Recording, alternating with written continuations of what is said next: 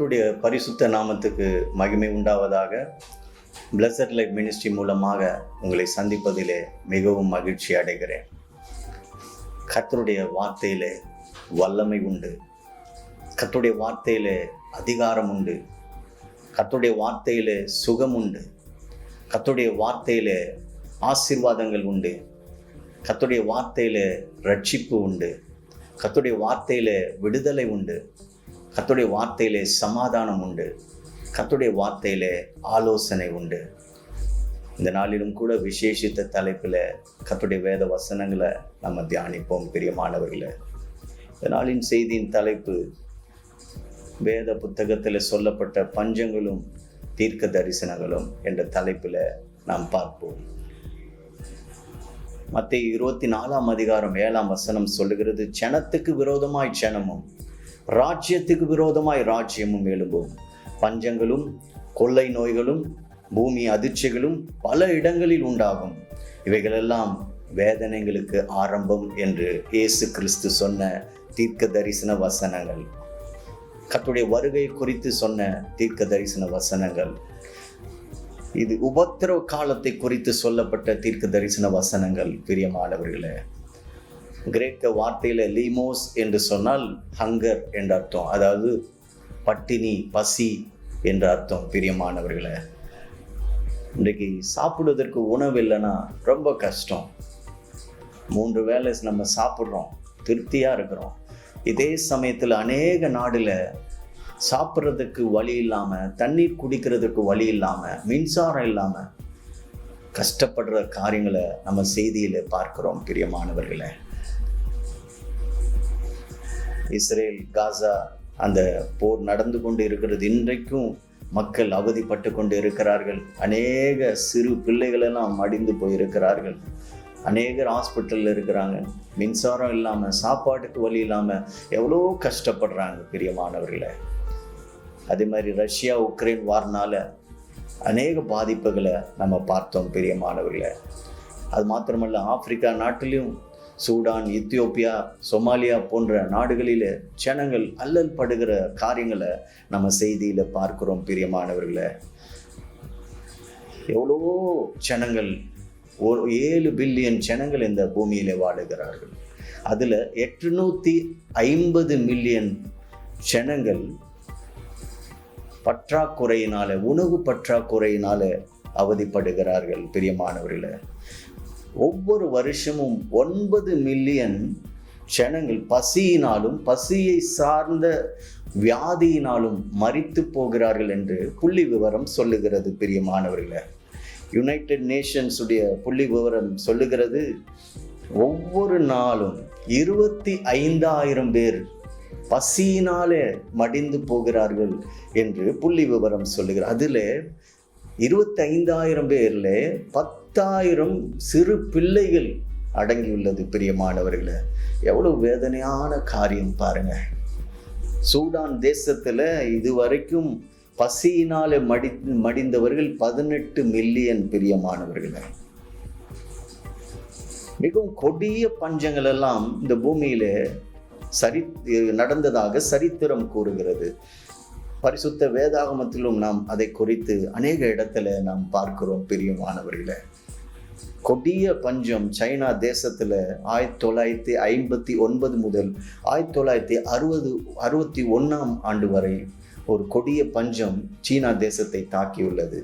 இதனால ஏறக்குறைய 55 மில்லியன் பேர் மரித்து போயிருக்கிறார்கள் என்று நாம் சரித்திரத்தில் பார்க்கிறோம். பிரியமானவர்களே, பரிசுத்த வேதாகமத்தில் நாம் பார்க்கிற வசனங்கள் எல்லாம் பார்த்தபோது ஏறக்குறைய 14 பஞ்சங்களை குறித்து வேத புத்தகத்தில் நாம் பார்க்கிறோம். பிரியமானவர்களே, அது மாத்திரமல்ல, கடைசி காலத்தில் வரப்போகிற பஞ்சம், உபத்திரவு காலத்தில் வரப்போகிற பஞ்சத்தை குறித்து வேத வசனங்கள் நம்ம எச்சரிக்கிறது. பிரியமானவர்களே, மத்தேயு 24:7, மார்க் 13:8, லூக்கா 21:11, வெளிப்படுத்தின விசேஷம் 6:8, வெளிப்படுத்தின விசேஷம் 18:8, இவையெல்லாம் பஞ்சத்தை குறித்து எச்சரிக்கிறது. பிரியமானவர்களே, வேத வசனத்துல முதல் எழுதப்பட்ட பஞ்சம் ஆதியாகமம் புத்தகம் 12ஆம் அதிகாரம் 9-10 நாம் பார்க்கிறோம். அதன் பின்பு ஆபிரகாம் புறப்பட்டு தெற்கே பிரயாணம் பண்ணி கொண்டு போனான். அந்த தேசத்துல பஞ்சம் உண்டாயிற்று. தேசத்துல பஞ்சம் கொடிதா இருந்தபடியால் ஆபிரகாம் எகிப்து தேசத்துல தங்கும்படி அவ்விடத்துக்கு போனான் என்று வேத வசனம் சொல்லுகிறது. இந்த பஞ்சம் தான் முதல் வேத புத்தகத்துல குறிக்கப்பட்ட பஞ்சமாயிருக்கிறது பிரியமானவர்களே. அதே சமயத்துல உபத்திரவ காலத்துல நடக்க போகிற பஞ்சத்தை குறித்து நாம் வெளிப்படுத்தின விசேஷம் 6ஆம் அதிகாரம் 7-8 நாம் பார்க்கிறோம். அவர் 4ஆம் முத்திரை உடைத்த பொழுது 4ஆம் ஜீவனானது நீ வந்து பார் என்று சொல்லும் சத்தத்தை கேட்டேன். நான் பார்த்தபோது இதோ மங்கின நிறமுள்ள ஒரு குதிரையை கண்டேன். அதன் மேல் ஏறி இருக்கிறவனுக்கு மரணம் என்று பெயர். பாதாளம் அவன் பின் சென்றது. பட்டயத்தாலும் பஞ்சத்தாலும் சாவினாலும் பூமியின் திஷ்ட மிருங்களினாலும் பூமியின் காற்பங்கில் உள்ளவர்களை கொலை செய்யும்படியாக அதிகாரம் அவைகளுக்கு கொடுக்கப்பட்டது என்று வேதவசனம் சொல்லுகிறது பிரியமானவர்களே. ஆம் பிரியமானவர்களே, பஞ்சம் கொடுமையானது பிரியமானவர்களே. நம்மளாம் ஒருவேளை சாப்பாடு இல்லைன்னா கூட ஒரு சிலர் ரொம்ப கஷ்டப்படுவாங்க. ஒரு சிலர் உபவாசம் இருங்கன்னு சொன்னா கஷ்டப்படுவாங்க. ஒருவேளை ஒருத்து கர்த்தருடைய சமூகத்துல காத்துருங்கன்னா அது கூட கஷ்டப்படுவாங்க. ஆனால் இன்றைக்கு 3 வேளையும் சாப்பாடும் தண்ணி இல்லாம கஷ்டப்படுகிறவர்கள் இந்த பூமியில உண்டு பிரியமானவர்களே. எவ்வளோ கஷ்டப்படுறாங்க பிரியமானவர்களே. இந்த பஞ்சம் கொடிதான் இருக்கும். வருகிற நாட்கள் கர்த்தருடைய வருகை சமீபமாக இருக்கிறது. நாட்கள் நெருங்க நெருங்க நெருங்க அந்த பஞ்சத்தின் உக்கிரம் அதிகமாகும் பிரியமானவர்களே. ஏன் தெரியுமா? ராஜ்யத்துக்கு விரோதமாய் ராஜ்யம் எழும்புகிறது. போரினாலே அநேக பாதிப்புகள், பொருளாதாரம் சீரழிந்து போகிறது.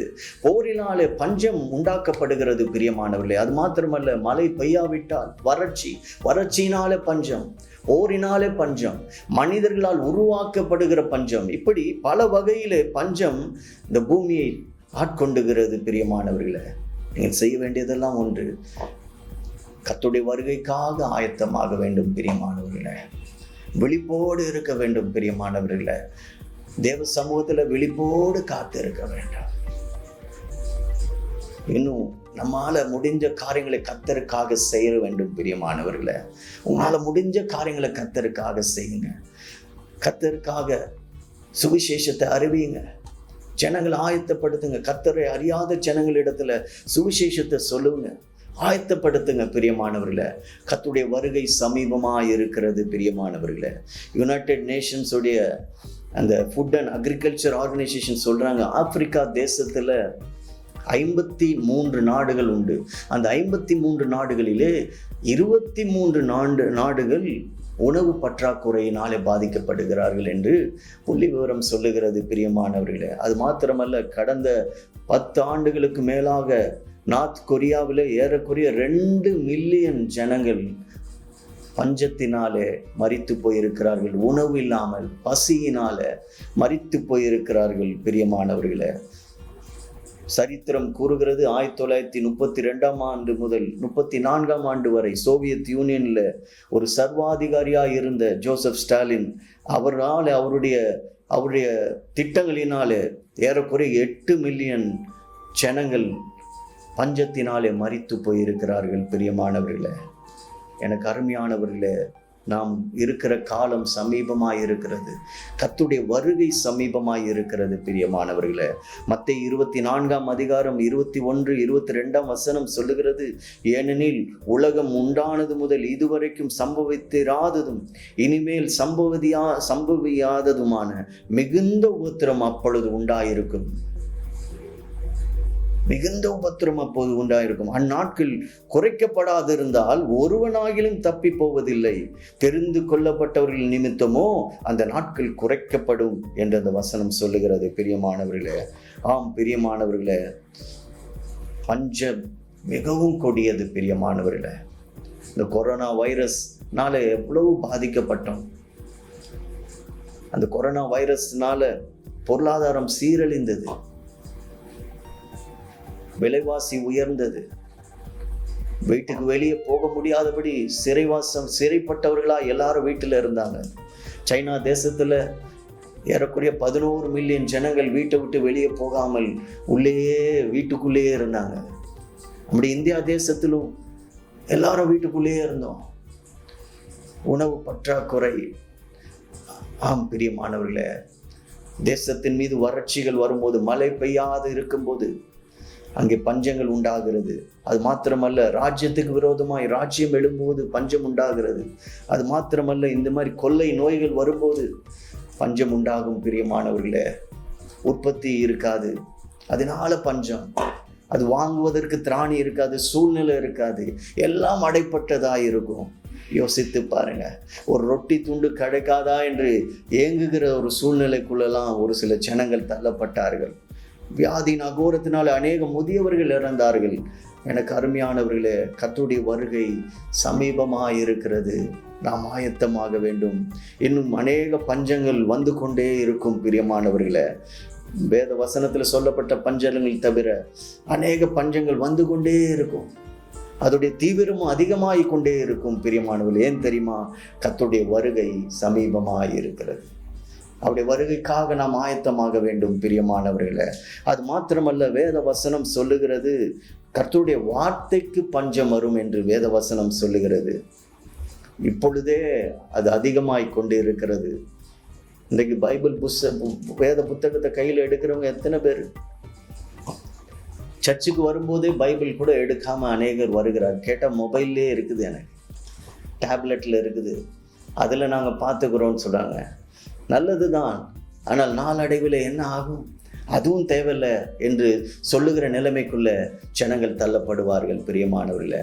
இந்த பைபிள் அச்சடிப்பதற்காக எவ்வளவு பிரயாசப்படுகிறார்கள் இந்த பைபிள் சொசைட்டி என்பவர்கள். அநேகர் அதுக்காக ஸ்பான்சர் பண்ணி அது அச்சிடுகிறார்கள். உலகெங்கும் அது பிரசித்தப்படுகிறது பிரியமானவர்களே. அநேக மொழியிலே அச்சிடப்பட்ட அந்த புத்தகம் உலகத்திலே இந்த பைபிள் ஒன்று தான் பிரியமானவர்களே. சீனா தேசத்தில் அது மறைவாய் அச்சிடப்பட்டு வெளியிடப்படுகிறது என்று நாம் செய்தியில பார்க்கிறோம் பிரியமானவர்களே. ஆம் பிரியமானவர்களே, இந்த பைபிள் வசனத்தை அதிக முக்கியத்துவம் நம்ம கொடுப்போம். ஒரு காலம் வரும், பஞ்சம் உண்டாகும் என்று வேத வசனம் சொல்லுகிறது. கர்த்தருடைய வார்த்தையை கேட்க தாகமா போவாங்க, ஆனா வார்த்தை இருக்காது. ஏன் தெரியுமா? தீர்க்க தரிசனமாய் வசனம் சொல்லுகிறது. ஆமோஸ் புத்தகம் 8ஆம் அதிகாரம் 11 முதல் 12ஆம் வசனம் வரை வேத வசனம் சொல்லுகிறது, இதோ தேசத்தின் மேல் பஞ்சத்தை அனுப்பும் நாட்கள் வரும். ஆகார குறைவினால் உண்டாகிய பஞ்சம் அல்ல, ஜல குறைவினால் உண்டாகிய தாகம் அல்ல, கர்த்தருடைய வசனம் கேட்க கிடையாத பஞ்சத்தை அனுப்புவேன் என்று கர்த்தராகிய ஆண்டவர் சொல்லுகிறார் என்று வேத வசனம் சொல்லுகிறது. இன்றைக்கு சுவிசேஷத்துக்கு எத்தனையோ தடைகளை நம்ம பார்க்கிறோம் பிரியமானவர்களே. இன்னும் வருகிற காலத்துல அநேக எதிர்ப்புகளை நம்ம பார்க்கலாம். கர்த்தருடைய வசனத்தை யாராலும் தடை பண்ண முடியாது. ஆனால் வேத வசனம் தீர்க்க தரிசனமாய் சொல்லுகிறது, கர்த்தருடைய வசனத்தை கேட்கக்கூடாதபடி பஞ்சம் வரும் என்று வேத வசனம் சொல்லுகிறது. நாம் ஆயத்தமாக வேண்டும் பிரியமானவர்களே. கர்த்தருடைய வருகைக்காக ஆயத்தமாக வேண்டும். 2 திமோத்தி புத்தகம் 4ஆம் அதிகாரம் 3 முதல் 4ஆம் வசனம் சொல்லுகிறது, ஏனென்றால் அவர்கள் ஆரோக்கியமான உபதேசத்தை பொறுக்க மனதில்லாமல் செவித்தினம் உள்ளவர்களாகி தங்கள் சுய இச்சைகளின் கேற்றபடி போதகர்களை தங்களுக்கு திரளாக சேர்த்து கொண்டு சத்தியத்துக்கு செவியை விலக்கி கட்டுக்கதைகளுக்கு சாய்ந்து போகும் காலம் வரும் என்று வேதவசனம் சொல்லுகிறது. ஆம் பிரியமானவர்களே, இன்றைக்கு ஜனங்க என்ன பண்றாங்க? தங்களுக்கு பிடித்தமான போதகர்களை தெரிந்து கொள்ள இது குறித்து வேத வசனம் சொல்லுகிறது. சத்தியத்தை விட்டு விலகுகிற காரியத்தை சொல்லுகிற போதகர்களை தெரிந்து கொள்வார்கள். அவர்கள் சீர்கெட்டு போவார்கள், கட்டுக்கதைகளுக்கு சாய்ந்து போவார்கள் என்று வேத வசனம் சொல்லுகிறது. ஆம், ஆரோக்கியமான உபதேசத்துக்கு நாம் செவி கொடுப்போம் பிரியமானவர்களே. சத்தியத்துக்கு நம்ம கீழ்ப்படிவோம். வெளிப்படுத்தின விசேஷம் 22ஆம் அதிகாரம் 18 முதல் 19ஆம் வசனம் சொல்லுகிறது, இந்த புஸ்தகத்தில் உள்ள தீர்க்க தரிசன வசனங்களை கேட்கிற யாவருக்கும் நான் சாட்சியாக எச்சரிக்கிறதாவது, ஒருவன் இவைகளோடு எதையாகிலும் கூட்டினால் இந்த புஸ்தகத்தில் எழுதியிருக்கிற வாதைகளை தேவன் அவன் மேல் கூட்டுவார். ஒருவன் இந்த தீர்க்க தரிசன புஸ்தகத்தின் வசனங்களிலிருந்து எதையாகிலும் எடுத்து போட்டால் ஜீவ புஸ்தகத்திலிருந்து பரிசுத்த நகரத்திலிருந்தும் இந்த புஸ்தகத்தில் எழுதப்பட்டவைகளிலிருந்தும் அவனுடைய பங்கை எடுத்து போடுவார் தேவன். ஹல்லேலூயா!